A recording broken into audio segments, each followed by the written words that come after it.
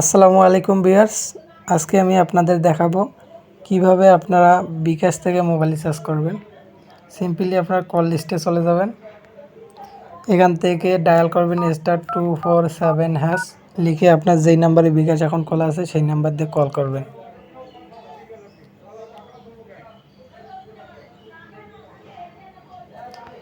এখন 3 নাম্বার অপশানটাতে দেখা আছে, দেখেন মোবাইল রিচার্জ 3 নাম্বার অপশানটা।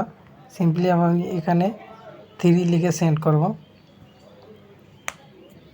লেখার পর আপনি যেই নাম্বারে রিচার্জ করবেন সেটা যে নাম্বার হবে, আমারটা রবি, সো আমি রবি সিলেক্ট করে দিলাম 1।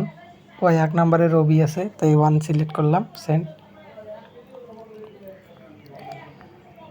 সিম্পলি আপনার যেই নাম্বারেই হোক এখান থেকে আপনি প্রিপাইড লেখা যেখানে আছে 1-এ আছে, তো 1 লিখে সেন্ড করলাম।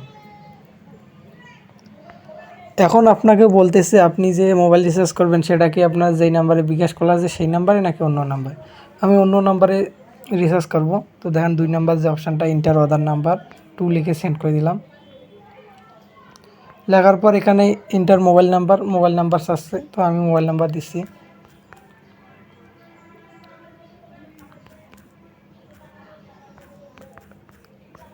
মোবাইল নাম্বার দেওয়া হলো, এখন আমি সেন্ডে ক্লিক করব।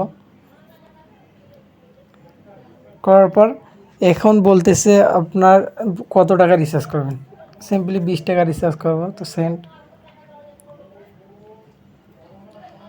ইন্টার মেনু এখন এখানে আপনার বিকাশ পিনটা চাচ্ছে, সো এখানে যদি এখন আমি আমার বিকাশ পিনটা দিয়ে সিম্পলি এখানে আপনার বিকাশ পিনটা দিয়ে আপনি সেন্ডে ক্লিক করবেন। সেন্ডে ক্লিক করার সাথে সাথে আপনার মোবাইল রিচার্জ হয়ে যাবে। সো আমি এখানে এখন মোবাইল রিচার্জ করব না, আর এবং আমার বিকাশ পিনটাও আমি দেখাতে চাচ্ছি না, তাই আমি এখান থেকে ভিডিওটা স্কিপ করলাম। আপনারা এইভাবে সম্পূর্ণ প্রসেসটা ফলো করে মোবাইল রিচার্জ করতে পারবেন।